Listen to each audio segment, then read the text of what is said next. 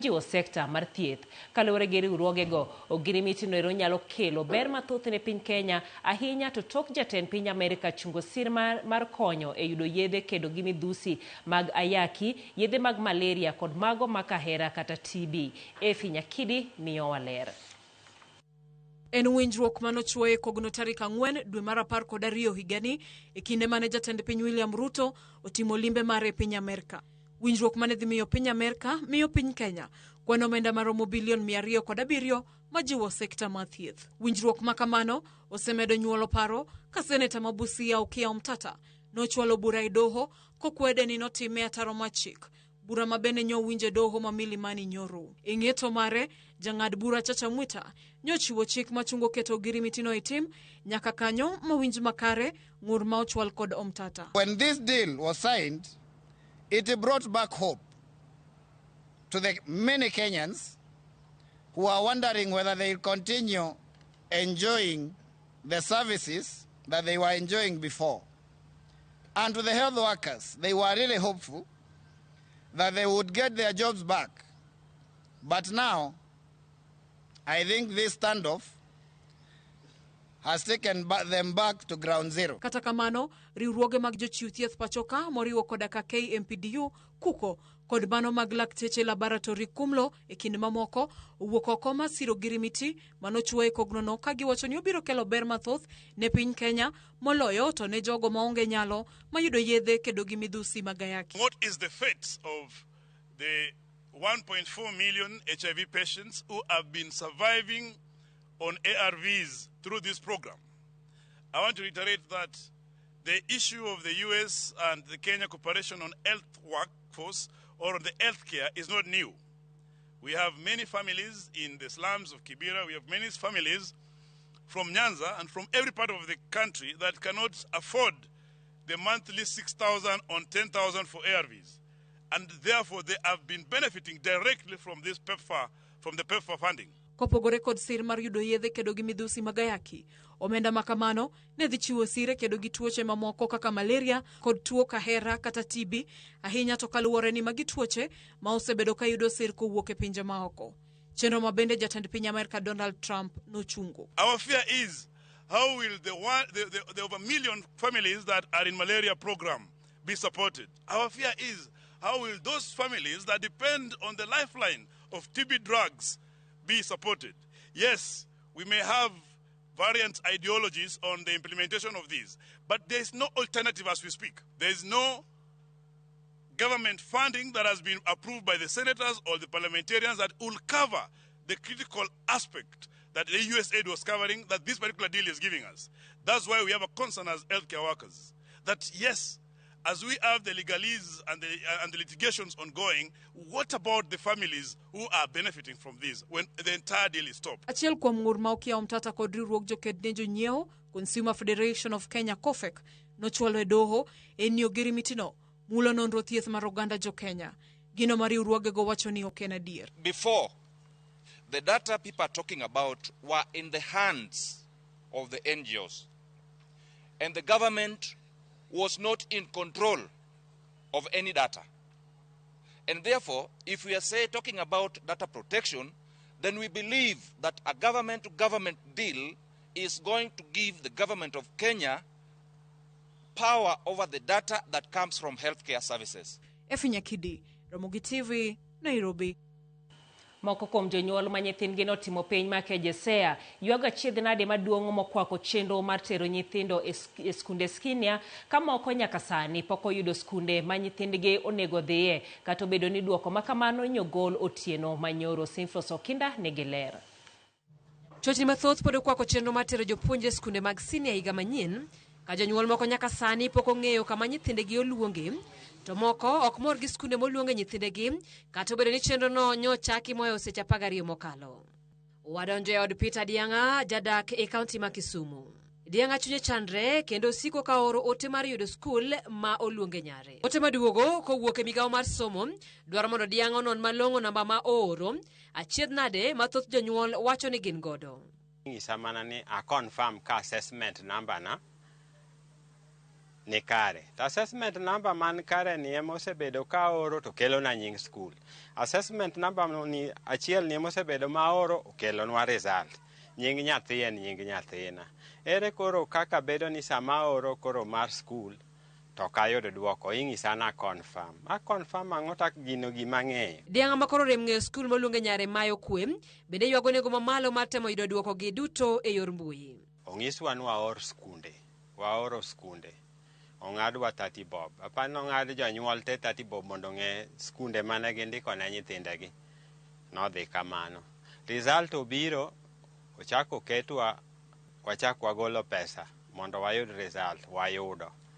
Sani kane ikawo nyithindo koro ikete skunde monego gi join, koro wabet gi tabu. Nikech an kaka janyuol nyathina notimo maber, na expect ni nyathina inyalo luonge national school moro sama chon. Komachielo warado kod janyuol machielo Lucia Luoch. Korka kore duoko mar wuode nyoseyudo mak mana bedo ni en chiliel maonge yuto, chunye luor ni lek mar nyathine nyalo ng'adore gi kanyo. Somo masani otamo wanga, ok awinj. Akia kata ni to dhi nang'o. Wan koro wadhi adhiya. Ok ang'eyo kaka biro timo nikech aonge kata kaka dang' achaki. Auso mana gik moko matindo tindo ema wuotho go mondo ayud kaka gichiemo. Koro kaka odwa dhi mbele ok ang'eyo. Achiel nade machielo mamoko kuom janyuol mag jopuonjre mag KJSEA sani kaloe en ni oluong nyithindegi kuonde mabocho.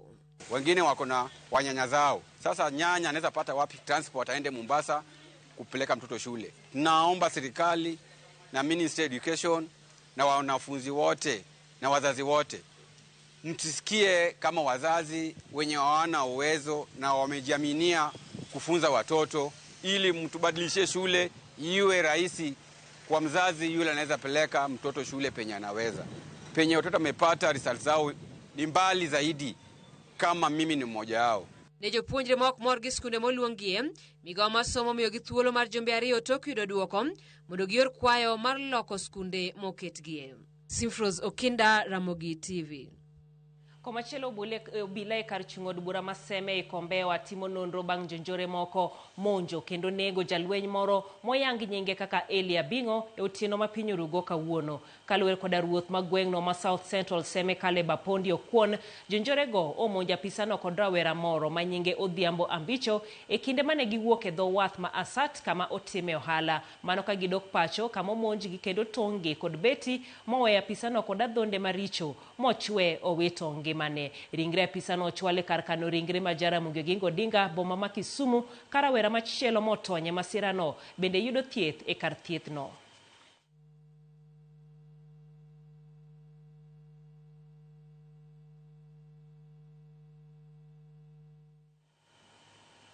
Tende riwruok mar KUPPET okoni giseketo ikruok makare ne yiero margi ma itimo chakre dwe mar achiel higa manyien, ka bende girwako ng'eto mar doho makoro chiwo negi thuolo mar tiyo gi chike manyien mar riwruogno e yiero margi. Jagoro maduong' mar KUPPET Akelo Misori wacho ni chike machon mane KUPPET tiyogo ne ok ochiwo thuolo mar miyo joma mine kod rowere ma gin jokanyo mag riwruogno donjo e lemo madito ma KUPPET, gino manomiyo gitimo lokruok e chike margi. Okoni yiero ma gichano timo chakre dwe mar achiel ni lemo mathoth makoro idhi lar dhi bedo mathoth kochakore e counties nyaka kuku mar KUPPET, gino mane omiyo gikawo okang' mar timo lokruok e chike matayogi. Bendo koni ondamo mane doho kawo mar yie gi lokruok makamano okelo fuong'ruok ne joma mine kod rowere e riwruogno. Ne gilose mbalariany ma Tom Mboya e boma ma Homa Bay e kinde romo mar jokanyo ma KUPPET e Kenya mangima. Ne wayawe ma waketo ni mine katina ahinya tadek e branch kata national office. To bende wakawo jowa matindo makoro iluongo ni jensigi matekre ng'eny e tichgi.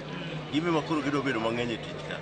Gimbe wamiyo gi position ma ginyalo chung' e tich moro amora, to kendo margi noendo wamiyogi mar achiel. Mar adek, wamedo lemo mang'eny e ofise mag manyo ni e branch ma en county to gi national office koro oyawore. To KUPPET mosebedo maduong', union maduong' machalo kaka KUPPET ni ok ne obed mani ka delegates bire bura to igin ma jam yang'wen kende. Wadwa ni wang' ni kwa bire bura to nikech watiyo gi gimiluongo ni prorata. Koro wan alufu kata dek delegates conference. For once, we'll have a national leader from the youthful fraternity sitting on this board. And among the gains also, we are going to have the prorata, where we'll have a bigger number of delegates coming to make decisions for this union. It's a big gain. Those of us who have been around for the last 20 years plus, a member number 2 of KUPPET, have seen it grow, and these are the gains that we are proud to associate. Jotendin makanisa maridim gospel omedo kwedo paro mar chik mageto tayo chendo mag ute lamo mong'ere kaka Religious Organizations Bill, kagiwacho ni nitie moko kuom gigo ma ogiyie godo e paro makamano. Paro makamano imiyo sir kod apisa Attorney General kachiel kod mano mar jatend jotend migepe, kendo dwaro mondo ute lamo ondikre e boma bul mopuodhi kod piny owacho. Kaluwore gi jadolo John Gitonga, piny owacho winjore rang weche mamulo ahinya oganda kod keto kenge mag ndhiyo jodolo kod ute lamo matayo chendo mekgi ataro mar chik kod mag chendo mekgi keto ngima oganda kamarach. Jotend dingo omedo jiwo oganda jo Kenya mondo dage yore kwe ahinya to e kindegi mag nyasi mag sikuku. Through the committee that is there to look into the matters of regulation through the Prime Cabinet Secretary's office, we want to say as a Redeemed Gospel Church, number one, that we feel that that bill needs to be relooked at more keenly because there are a number of issues that we feel we are uncomfortable with. Number one, we want to request that the umbrella bodies be given more power for self-regulation. I wonder how we'll be able to regulate all these diverse positions, knowing that every individual in Kenya is protected by the Constitution and there is freedom of worship, of religion, and of expression. So we are requesting that this matter be looked at more keenly and we should be given ample time for participation, and we shall be grateful. Lipod noero ema koro tero wa yweyo wa mokonge weche gi manyien mago mag ang'ich welo ang'iyo moko kuom ote magi mabende donjonwa kendie. Baba Atur iwacho ni wach mar CBC ni omiyo obwongo wa kaka jonyuol pachwa ok ti. Iyudo ka samoro oluong nyathi e skul ma samoro janyuol ok nyal fi ni malo. Samoro be iwacho ni oluong nyathi Malindi to nyathi wuok Migori. Gini dhi miyo jonyuol bagni mang'eny. Mano ote noero mar Baba Atur. Kadikon Martin Omenya mar Kisumu kapuonj wacho ni mor kod jotend jothieth man lakteche ma Kenya. Okiyo Mtata temo tugo kod ngima mar jo Kenya, en onyalo dhi thiedhore e pinje ma oko to joma yuto gi ni piny to mor kod winjruok mane Kenya timo kod Amerika. Erokamano ahinya kuom ote mari. Machielen Dennis Wezo kantiere Eldoret wacho ni luwo chendo e yono makare. Paul Onyango kantiere Ralingo Asembo ibende luwo weche manyien gi jaodi Rebecca Nyaugenya Siranga kendo mor kod Ramogi TV. Wadhi mane yweyo machuok waduogo gi weche manyien mamoko. Kik idhi mabor.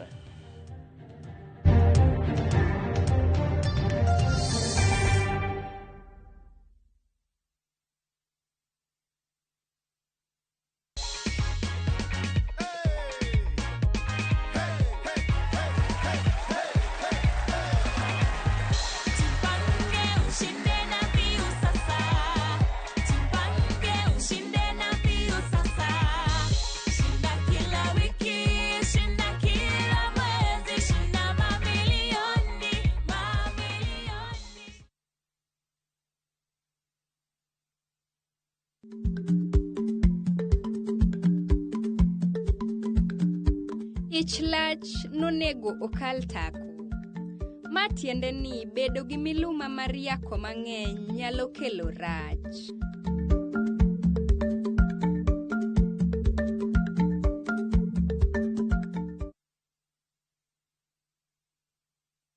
Are you a Kenya government civil servant na uko na ka emergency? Maybe your child is sick, rent is due, or unexpected trip came up. Usijibox kwa noma. Borrowing on MyMobi is now upgraded to a whole new level. Forget that old story of filling out forms or waiting for HR to approve your loan. MyMobi is now instant self-approval. Simply apply for your loan, enter the code sent through SMS to approve the loan, and the cash hits your M-Pesa instantly. Sasa, hakuna mambo ya payroll imefungwa. Sort noma zako anytime, any day. Whether it's a weekend, holiday, or the middle of the month, MyMobi is open 24/7. Dial *531# and get up to 20,000 shillings to sort your emergency. Repayment is easy. Pay early via M-Pesa or let it be deducted from your next payslip. The choice is yours. No paperwork, no drama. Ni wewe tu na simu yako. With MyMobi, now you're in control.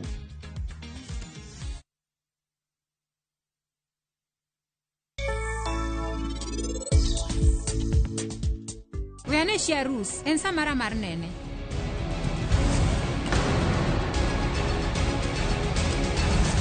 Kaponi eno biro neno niti, wachni biro kelo wichkuot maduong' ahinya e anyuolana. Wow, sani koro kimedo bedo majaber ahinya. Chal ni jaodi oheri ahinya, donge pari?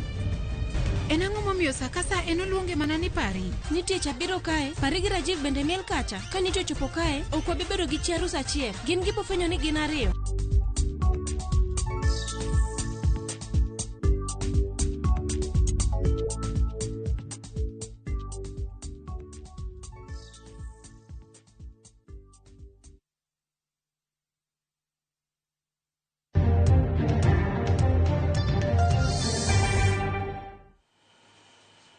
Machiegni kendo jalupo gai mar obila Eliud Lagat ogoyo marufuku wuoth e gwenge 15 ma Transmara West kod Transmara South chakre saa 12 odhiambo kawuono nyaka kaka yorno ero mar obila thuolo mar redo arita e gwengego. Mano bang' ng'ato achiel ne onegi otieno manyoro. Mendi bende biro e kinde mar rochruok mar arita osenene e gwengego ka jonjore ma osebedo katimo monj kono bende koro omi seche 72 mar duoko bundego. Lydia Okeyo nigi ler. Arita magwenge ma Transmara osebedo gi chochni kuom kinde kaluwore gi monj ma kinde ka kinde. Kaka yor dwoko kwe gwengego, jalupo gai mar obila Eliud Lagat kawuono timo limbe e gwenge ma Transmara West kod Transmara South e kaunti ma Narok, kama ogoye chenro mag wuodhe marufuku chakre saa 12 odhiambo nyaka saa 12 okinyi e gwenge 15 ma kono. We've given a firm instructions to the commanders in this area that we are giving them between 48 and 72 hours to do arrest and to bring the situation in Angata, Baragoi and Lolgorian to a peaceable situation. We have already arrested some this morning and will continue to do so. Our teams are ready to work on this and we must bring this situation to normal. Gwenge ma Transmara South ma ogoye wuodhe marufuku ma odhiambo nyaka kogwen oting'o Oldonyorok, Siteti, Ololoma, Kona, Ratiki, Isokon, Kerinkani, Kondamet, Olkiroriti, Angata Barikoi, Kapkeres, Lologorian Town, Mashangwa, kod Sachangwan. E gweng' ma Transmara West Kardak Mankararu ema ogoye wuodhe marufuku. Those areas are going to, by 6 p.m. to 6 a.m., we will not allow people to walk around until order and peace is sustained in this particular area. Safiri itaweza kuaffect kwa sababu kila mtu anafaa atoke nje, yani aende nyumbani, makazi, kujificha mpaka kesho asubuhi. So mtu hawezi kujitokesha safiri kwa sababu anaofia. Imetupata na kustuka sana vile tumeambiwa kwamba kutakuwa na curfew, na sana sana hapa kwetu biashara kwa inaanzia masaa ya jioni. Masaa ndio tunafanya kazi ya bodaboda, kazi ya taksi. Magiti Moreki ni mafamilia moro yuaga chiel kuomgi mane onegi gi jonjore otieno manyoro mano chwade gi bunde e kinde mane gi e nyasi mar sidho kondo mar somo ne nyathigi ka jomoko to ne oringo motony.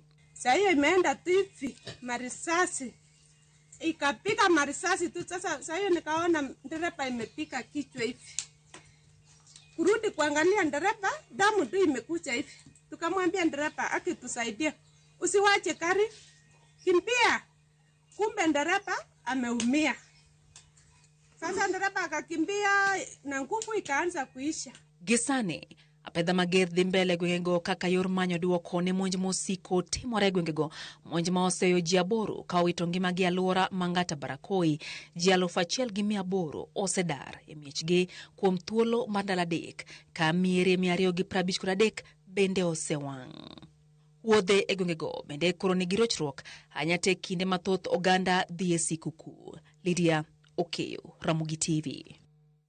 Jogo man kod tuo mar dang'ni mar paro midendo kaka bipolar mood disorder koro dwaro mondo piny owacho losnegi agulu ma nengone oyweyo ma ginyalo tiyogo e kawo yedhe ma gikoni nengogi ni malo kendo thothgi ok nyal nyiewo kowuok e ofuko. Kaka Judith Omondi lero, jotuogi obago wuoth e boma ma Nairobi ma yango odiechieng' kedo kod dang'ni mar paro e kinde ma ripod piny owacho yango ni achiel kuom ji 4 malimo ute thieth ni kod dang'ni mar paro. Samuel Boyo, achiel kuom jotuo man gi dang'ni mar paro mar bipolar, kuom higni 17 osedak kod tuoni, ka tin ne en nyathi mane dongo, ka okichore gi chien, ok losi. Kata kamano, tho mar kwargi ne ogolo rameny machielo mare ni kare ma ok en mana muolo ma tuo. Kowuokie muolo nyaka e lelo, ne ochako bedo gi leki e weche madongo. Samoro ni en Obama, samoro ni en kod milionde e bengi, ka kinde mathoth ne owuok otieno kendo go kachero e ndara kapok ong'eyo gima ne time. When I lost my grandfather, I went to... It triggered my mood, and now I started doing things that were not normal, totally that were not normal. I could remove clothes. I could also talk too much. I could feel like I have a very super power. I have a lot of energy all the time, thinking how I will be a president, go and telling people how I want to go and meet Obama, such stories. That's how I could talk. I could have a lot of racing thought in my mind. Dr. Onyango Stephen en laktar mathiedho jotuo mag dang'ni mar paro Mathare National Hospital. Kuom jotuo malimo ka, Dr. Onyango koni e higa achiel ma hao jotuo 2,000 gin mag bipolar. Kuyono wuon and the first symptom, depression, and two, iyudo ka ng'ato seche ma en gi tuo ma kama onge interest mag timo gik moko ma yonde yande ogine o enjoy timo ng'ato nyalo kata dere. Ng'enyne ka wantie dala, ka wantie e anyuola, ginene ka gima mae ng'ama wiye rach. Once isemiye environment, iseng'eyo nyathini, ma nyathina ni nitiere gi bipolar, entiere gi highs, entiere gi lows, nitie gik ma avoid, nitie chiemo monego bed ni miye, onego bed ni tere kuom jalony. Ng'enyne jonyuol ok dwa wuoyo gi jopuonje mondo ng'is jopuonje ni mae gima chando nyathina. Nonro mar piny owacho yango ni mahao 15 mag jo Kenya ni kod kit dang'ni mar paro, ka achiel kuom ji 4 bende malimo ute thieth odiochieng' ka odiochieng' iyango ni kod dang'ni mar paro. Depression alone actually affects about 1.9 million Kenyans. So you can see how big we really need to go on mental health, because this 1.9 million Kenyans, who is taking care of them?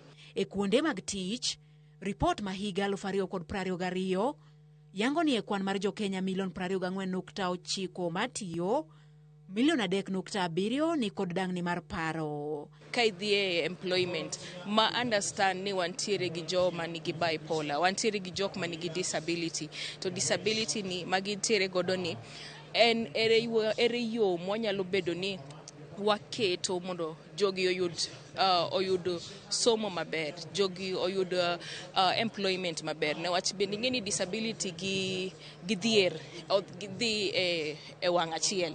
To kawa loso mano right from eot, gi kaka wamiyo gi the better education, to kaka wamiyo gi opportunity to employment, waketo sensitization, bende wamiyo ginene oganda ng'eyo ni mae ok en tuo, mae en mana en chalo kaka season mar ng'ato nyalo bedo ni tuo, samoro kituo, nyalo bedo ni samoro imor ama ok imor. Ka koro jotuo gi koni kwan gi medore odiochieng' ka odiochieng', kendo chopo kinde ma piny owacho winjo manynegi e thuolo e okumba mar thieth mar SHA mondo mi giyud thieth kod yath e nengo moyweyo.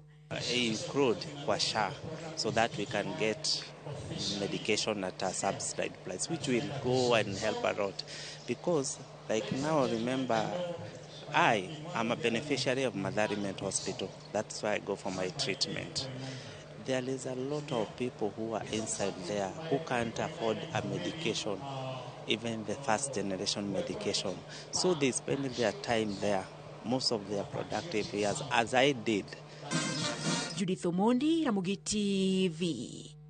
Kwa report no nyaka machielo ni report mari ruog pinje marango weche somo lony manyasani kod kit oganda gi timbege mabende ong'ere kaka UNESCO onyiso luoro e medruok mar nek mar jofuambo magiwacho ni chakre higa ma 2022 nyaka higa 2025 jofuambo maromo 310 osenegi e piny ngima. Kaluwore kod UNESCO nitiere dok chien maduong' e bedo thuolo mar chiwo paro e kind oganda kaluwore kod buok ma jofuambo kod oganda yudo e kinde magitemo chiwo pachgi e yo Uyanga. Jafwambo marwa Cynthia Onyango miyo waler. E lipot makende mar UNESCO ma ego chapa bang' higni 4 ka higni 4, kinde ni onyiso chal mar dongruok ma osebedo i paw fwambo kendo keto e ler moko kuom lokruoge ma osebedo chakre higa mar 2022. Lipod UNESCO yango ni chakre dwe mar 1 higa mar 2022 nyaka dwe mar 9 higa mar 2025 jofwambo ma kwan gi romo 310 osenegi, kwan ma onywando nyaka jofwambo ma mine 24. Lipod no bende lero ni e kwan no jofwambo 162 nonegi e kinde mane gitimo fwambo kuonde ma lweny ne nitiere, ka jofwambo 91 ne onegi e higa ni kende. Kwan ma UNESCO yango ni en kwan mamalo mogik chakre higa mar 2018 ma jofwambo maromo 99 nonegi. Lipod UNESCO bende lero ni atamalo 70 mag jofwambo marango weche motudore kod alwora osechiwo lipode ni monjogi e kinde timo fwambo, kwan makelo luoro kendo medo thiro tij fwambo. Kaluwore kod nek makamagi kod lipode mag buogo ngima jofwambo, UNESCO lero ni nitiere dok chien maduong' e yore chiwo paro e kind oganda kod wuoyo maonge luoro magilero ni sani osedok chien gi atamalo 10. Buok makamagi UNESCO lero ni osemedore kod atamalo 63 kendo osekelo luoro e chuny jofwambo ma omiyo jogo matiyo tij fwambo giwegi ng'uko adieri kata loko lipode magichiwo kaluwore kod luoro mar ni ponono giketo adieri duto mantiere wi sigana moro to inyalo kaw ngimagi. Midhiero mabende osenenore kendo medore atamalo 48 en medruok mar sirikal chiko ute fwambo kaka itimo sigana ka dok chien e yore somo nenore atamalo 37. UNESCO nyiso luoro e medruok mar monj ne jofwambo kokalo e yore gocho, luwogi kokalo e yore mbui, mako buche doho kachiel kod monjogi e kuonde mag jot ma osechuno moko kuom jofwambo mondo dar kama gintie. Lipod UNESCO bende onyiso medruok mar tiyo kod lony mar artificial intelligence e loso sigana kuom atamalo 40 ka atamalo 87 onyiso medruok mar keyo weche mamiriaso motudore kod yiero to atamalo 67 onyiso medruok mar tiyo kod weche makelo athuye e kind oganda. UNESCO e lipodgi ma higani kata kamano oyango ni medruok bende oneno e tij fwambo mayango maling'ling' ma bende ong'ere kaka investigative journalism ahinya e weche njore kaachiel kod medruok e yore timo ohala kokalo e lony manyasani. Cynthia Onyango, Ramogi TV. Kambi fwambo mar Royal Media Services kod riwruok mok mar piny owacho mano masiro thieth mano Faraja Cancer Support Trust ne omiyo nyithindo manigi tuo kansa kar thieth ma Kenyatta Christmas momondo. Ochieng Elvis nigi ler mathoth. E kar chiwo thieth ma Kenyatta, kambi mar Royal Media kod riwruok mok mar piny owacho makonyo kedo kod tuo kansa Faraja Cancer Support Trust ne wuok machiwo kony kod mor ne familia manigi jotuo. Carol Washira mochung' ne uso e mbui e kambi ma RMS ne lero dwach RMS siro oganda. Our responsibility as Royal Media Services goes way beyond the business that we are in, and that's what brings us to Kenyatta National Hospital today to stand with our audiences by way of spending time with the children here in the cancer ward. Riwruogo jitije kambi mar Royal Media kod mano mar Faraja ne obago chenro mopogore opogore machiwo mor gi ilo na nyithindo kaka yorno mar kelo ng'eyo e kind oganda to ahinya ewi kansa ma nyithindo. Cancer care is not just with the treatment, it's a community where we spend time, we show community, we show love to everyone who is affected by it. And every child deserves a Christmas. Michgi ne okurumo gi kanyo. Kabende ne ochwale ne familia ma joggi kedo kod tuono mar kansa eka chiwo thieth no mar Kenyatta. So it's just a moment to help them and just to help them be distracted a bit from the process as a way of assuring them that the future is still bright. Kamimaro Media Services osebedo ka chiwo ser mar fwambo ne familia kod jogo makedo kod tuono mar kansa ne oganda duto pachoka. Ochieng Elvis, Ramogi TV. Jotelo mopogore kaunti ma Mombasa nochako timo kampen mag jiwo rowere mondo mi ondikre kaka jogo ombulu kaka yor ikruok ne yiero maduong' mabiro e higa 2027.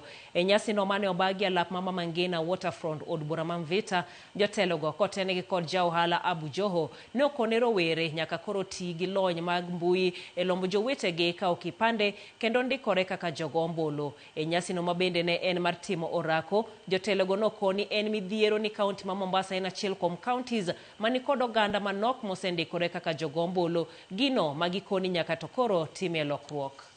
Masaa 24 muko na mdomo masaa 24, siku ya kura unakunywa kitu yako unalala. Hiyo ni ujinga. Tumeelewana? Na mimi naitwa discipline. My agenda is one today. Register your vote as the coast region. Tumeelewana? Kwa hivyo lazima, kwa vile iko love, hiyo story ya watu huyo anapigana na huyu ama huyu anaekeana kisasi na huyu, hizo ni stories zimepitwa na wakati.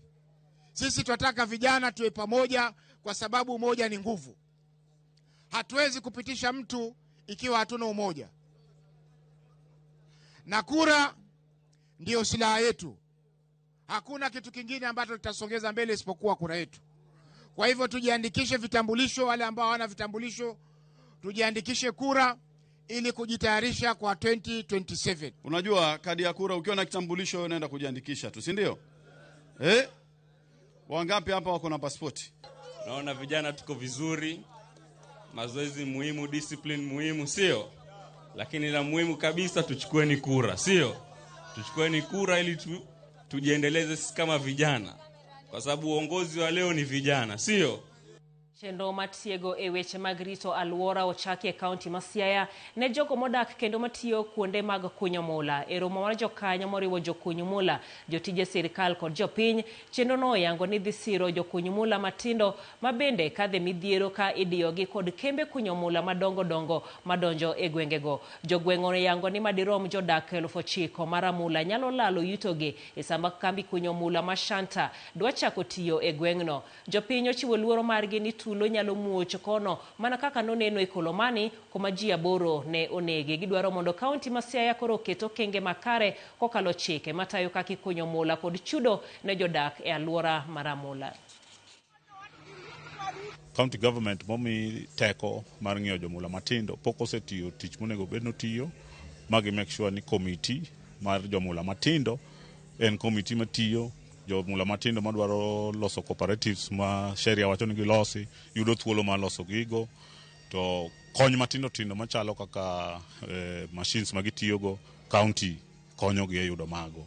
Kaachiel gi samoro ka ajali otimre e buchegi to sirikal onego bed ni ringo kacha mondo kony jogi. Sirikal onego bed ni miyo jogi protective equipment, sirikal onego bed ni miyo jogi puonj, to mana ka gikikre kodwa wan bende wan tayari to watemo go mbakani. To jotelo madito mag sirikal ng'enygi okochopo ka mondo gimiwa pachgi. Wan gi geno malach gi twajibike kapo ni gibe gikawo okang' mar bedo thuolo to timo gima ji owinjre kata gima jopiny gombo kata gima jokuny mula gi gombo notimnegi. Maduong' sana en dhiro sirikal ni yo manade manochiwogo license ne joka kata jokambicha moko dhi ne jopiny. Nyaka sani no sechiw gimoro amora. Jo makunyo mula e yo migawo mar piny luongo ni artisanal, dondgi nyaka winji kendo ratichgi nyaka migi mar mondo gibende giyud ber e yo mar kunyo mula. Ripodno ero mawuok Ramula bende chak terowa e yueyo machielo mano yueyo mar ariyo mana mapiyo piyo mano kanyero Willy ineno Ramogi kentiere Kisumu imoso ner mari Bernard Wilson Mawuor kod osiepni Junior kawuok Moroni. Ramogi donjono maler kantiere Dandora mano Fidel Odhiambo ka Helen Ayieko Ramogi ler in Kanyamkago West Junction Kotieno imoso jo Kanyamkago duto tangi chwelo choponwa kantiere Kisumu imoso mama ni Rose Sophie Anas kod Josephine mano Kanyero ote mar mele Joasho Kumu Ramogi TV ler iwacho ni ntiere kwa Bwai. Good evening Ramogi TV Victor Oduka ka wuok Itale iwacho ni alaumu lakteche nikech na winjo laktar moro ka wacho ni uwondo jatuo moro yath monego otigo nikech okoelewa tiend tuo mabende omako jatuo no ero. Abenda nini maler kantiere Otondo Kabondo mano Kanyero Kolo Nyakwar Panyero kamane nyakom ote Mario Bilo director kantiere Kabondo imor kod chendo mag Ramogi TV kendi wacho ni donjo ni maber. Asomo Onjiko Boys High en extra county wacho ni mano school maber kik jonyuola chandero kamana hinya pod wadhi mane yueyo machielo to waduogo gi mamoko kikidhi mabor.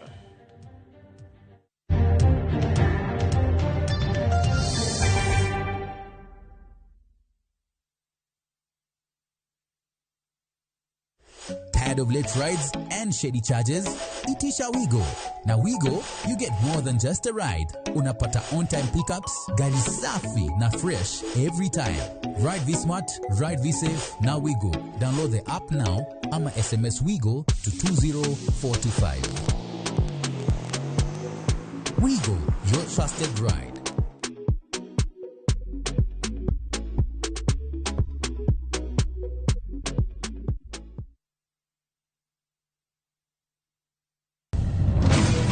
Beikori mar doke pacho kama sigendni lero gi mor kod sunga mar luo.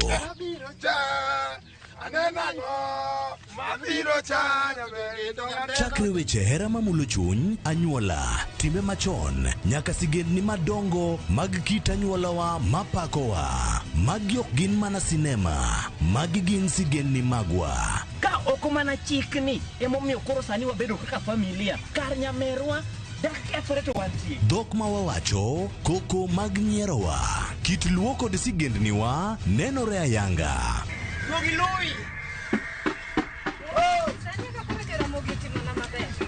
Winam Cinema, Jumapil ka Jumapil, saa 2 kod saa 4 mar otieno, mana e Ramogi TV.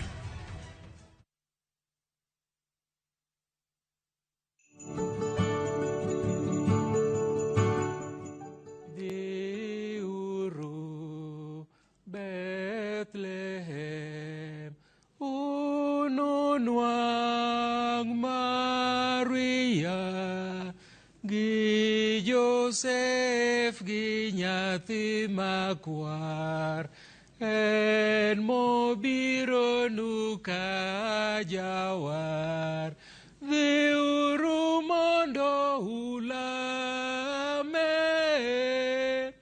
dhiuru mondo ulame.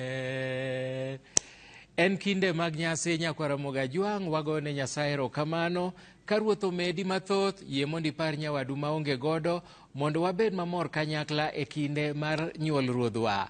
Happy Christmas.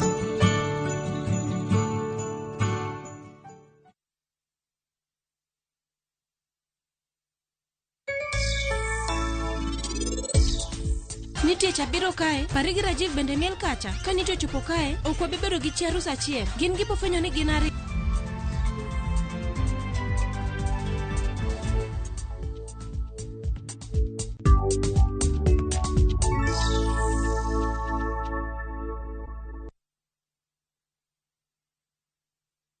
Adier, ibiro miyo wawuoyi, kendo loch nobede lwete.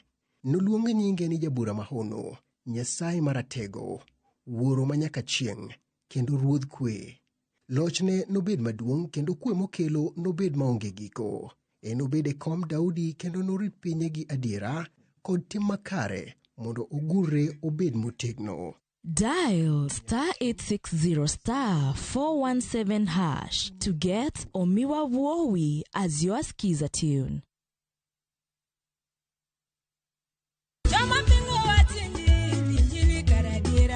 Kar chakruok, wach ne nitie. Wach ne nigi Nyasaye, kendo wach ne en Nyasaye. Jumapil e chenro majiwo yieni, chenro maketo chunyi machiegni gi Nyasaye. Juma ka juma wakelo ni wach man gi teko, wach makelo geno. Ma oken shoya, ma en kanisa, mae wach Nyasaye. Kawariwore kachiel kod jotich Nyasaye mamoko, mochiwore, mowal kendo mogwedhi. Okodeo hiki kit chwech kata kanisa ni. Injili kalo. Kokelni kod an jatich Nyasaye Ben Otiende. An Roda nyar Kokitmo. An Ken the DJ. Wan kae nikech injili mitnwa. Wan ka nikech herane mosiko. Wan ka nikech in. Injili kalo manera Mugi TV.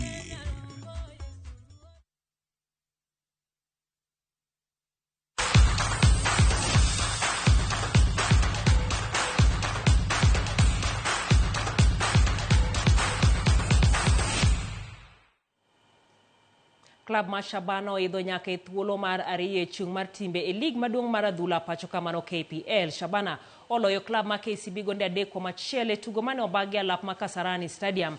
Kevin Omondi noloyo ne klab ma Shabana gol mokwongo e dakika mar 14 kapok Humphrey Obina medo ne Tore Bobe gol margi e dakika mar 23 kane tugo dhi e yweyo ka Shabana ni nyime gode 2-0. Tok jotugo wuok e yweyo, jobenge ma KCB noyudo gol mar yweyo pi wang' e dakika mar 50 kokalo kuom jatugo Kelvin Etemesi. Katika mano Shabana noyudo points 3 duto tok Ezekiel Omuri lo negi gol mogik e dakika mar 62.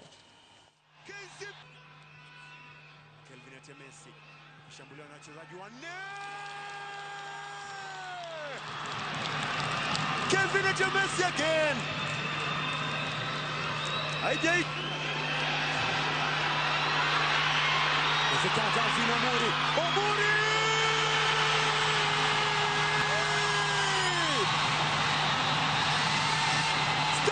Shabana! Kijana wa Baro! Katika midfield yetu ilikuwa very slow on the ball. Then tumefanya zote ilikuwa set pieces. Sababu tuko slow katikati. Hatukuweza kukamilika katikati na concentration tukalai kwa defense. So that's why walitu overpower pale. Sababu lack of concentration tulikuwa very slow. Ya kwanza namshukuru Mwenyezi Mungu, namshukuru sana. Tumemaliza mechi tena bila majeraha. Na vile tuliongea na vijana, vile tulipanga imefanyika.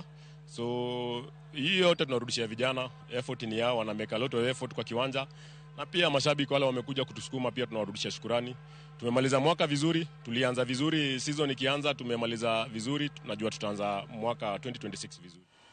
Kenya otieko thuolo mar abiriyo e chung' mar timbe e tuke mag rawere pinje mag Afrika tok yudo midila duto 35 e tuke mane obagi e boma ma Luanda piny mar Angola. Mercy Kerubo noloyo midila 3 mar gold e piem mar ting'o chuma e kinde ma tim mar nyiri matugo tuke okapu e dho wath jotugo 3 koni gi koni oloyo midila mar bronze odiechieng' mogik. Kenya oloyo